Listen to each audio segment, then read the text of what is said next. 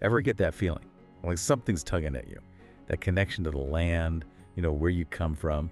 You haven't even been there, but it still, like, matters. It's wild, right? How the land kind of holds on to these stories, each generation adding its own layer, like well, maybe not a literal record, but you get it. More than just dirt and trees, for sure.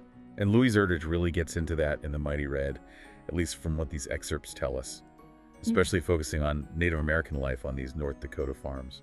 And this isn't one of those romanticized farm life stories. Knowing Erdrich's work, the excerpts show she makes the environment, the actual place, like another character almost. It's that important to the story. Right. Okay, so let's dig into this whole family as a microcosm thing, because that seems to be a big deal in these excerpts. Like, it's not just their drama, but how it reflects something bigger, that we all deal with. Totally. The thing that jumped out at me is how Erdrich uses this family to show that tension between doing things the old way and moving forward, making progress. You see the older generation passing down their knowledge, and the land is a part of that. It's like this opportunity, but it can also feel like a weight. Ooh, that push and pull. Have you ever felt that? Like in your own life? Maybe with your job or even just family traditions, that expectation that's always there. Oh, for sure. It's like, are you honoring what came before you or trying to break free? And a lot of times it's the land, the actual physical space that becomes part of that struggle. And Erdrich uses that North Dakota setting to really bring that struggle to life. The excerpts talk about this stark beauty, almost haunting in a way. She doesn't just say, here's a landscape, you feel it. You mention how vivid the excerpts were, and yeah, she nails that. The way she describes how huge it is, how harsh. You're practically right there with the characters, feeling that pressure. I think the excerpt actually called it almost a character itself, and it wasn't an exaggeration. Yeah. There's this one part. Hold on, let me find it. Okay, yeah. The wind swept across the prairie, a restless spirit whispering tales of resilience and loss. I mean, come on, that's just good writing. Totally.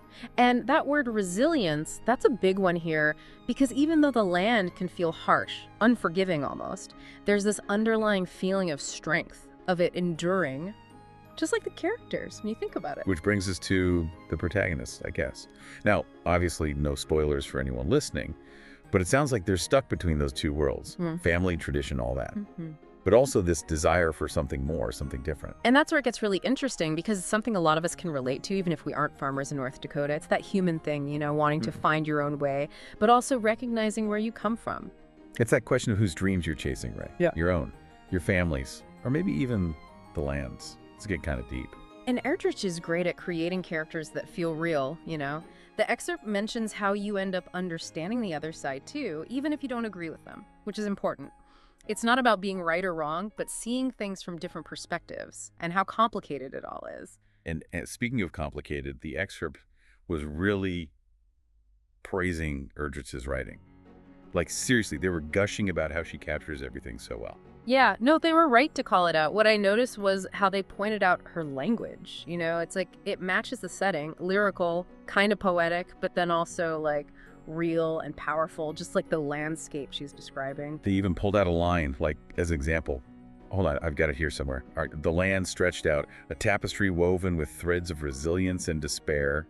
She basically summed up these massive prairies in one sentence. It's kind of crazy. That's what's so cool about it, right? It's not just pretty words. It actually makes you feel something. You get that double-sided thing about the land, how it can be good, life-giving, but also harsh at the same time. Like, she took all those writing classes everyone's always talking about and figured out the whole show, don't tell thing perfectly. There we go. Maybe that's the key, huh? Really getting into the world you're writing about until the words just come naturally. Right. Okay, but getting back to The Mighty Red. The excerpt mentioned Erdrich doesn't just stick to the family story. There are these other themes, like about society and the environment woven in there. Yeah, definitely.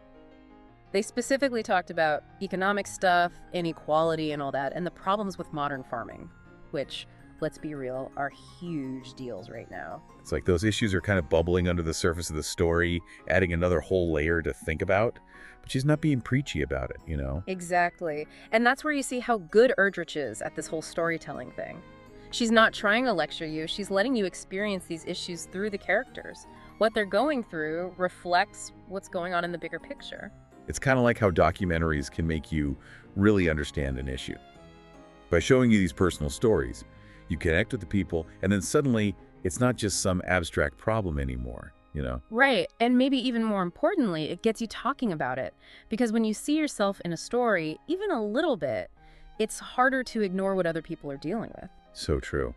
Speaking of reflections, the excerpt ended on this really interesting note about sustainability and how humans and nature have to, like, coexist. Yeah, that really stuck with me. It seems like Erdrich wants us to really think about how we treat the planet. That whole relationship is shown through how this family interacts with the land, you know? The choices they make. It's like a mini version of the choices we all have to make. And it's something we're thinking about more and more these days, isn't it? Climate and all that. Yeah. How to feed everyone, make things last. It's like Erdrich was way ahead of the curve on this one. Totally. And the thing is, she does it without losing sight of these characters, you know? Their story is still front and center. It's like she's saying, yeah, all that big stuff matters, but it's happening right here, too. In our own lives, every choice we make. Makes you think, huh? With everything going on now, does the Mighty Red hit even harder? Like, it's got this whole other level of meaning now. Maybe that's what makes a book really great. It can speak to people differently depending on who they are, what's happening around them. So basically what we've got here is a story about family, some seriously beautiful writing that practically puts you right there in North Dakota. And it makes you think about these big, important issues.